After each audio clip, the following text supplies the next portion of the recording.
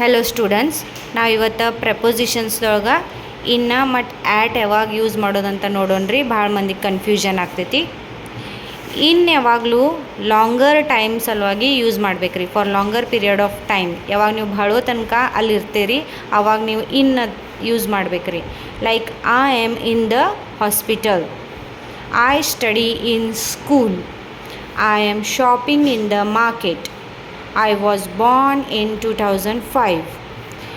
At ಯಾವಾಗ use ಮಾಡ್ತಾರೆ ರೀ? ನೀವು ಯಾವಾಗ ಎಕ್ಸಾಕ್ಟ್ ಪ್ಲೇಸ್ ಹೇಳತ್ತೀರಿ ಅಥವಾ ಒಂದು ಶಾರ್ಟ್ ಟೈಮ್ ಸಲುವಾಗಿ ಅಲ್ಲಿ ನಿಂತಿದ್ದೀರಿ, ಅಲ್ಲಿ ಅದೇ ರೀ ನಿಮ್ಮ ಲೊಕೇಶನ್ ಹೇಳತ್ತೀರಿ, ಆವಾಗ ಆ್ಯಟ್ ಯೂಸ್ ಮಾಡ್ತಾರೆ ರೀ.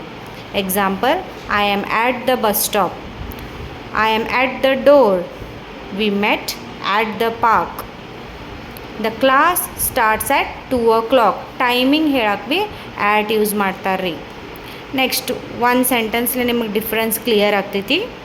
ನಾವು I study in the library. So ನೀವು ಲೈಬ್ರರಿದೊಳಗೆ ಭಾಳೋ ತನಕ ಕೂತ ಸ್ಟಡಿ ಮಾಡ್ತೀರಿ.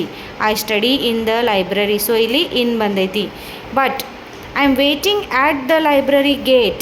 ನಾ ಲೈಬ್ರರಿ ಗೇಟ್ ಹತ್ರ ವೇಟ್ ಮಾಡತ್ತೇನಿ. ಸೊ ಅಲ್ಲಿ ನೀವು ಭಾಳೋ ತನಕ ನಿಂದ್ರೋದಿಲ್ಲ. ಸೊ ಇಲ್ಲಿ ಆ್ಯಟ್ ಯೂಸ್ ಮಾಡಿದೆ ರೀ. I hope you understood.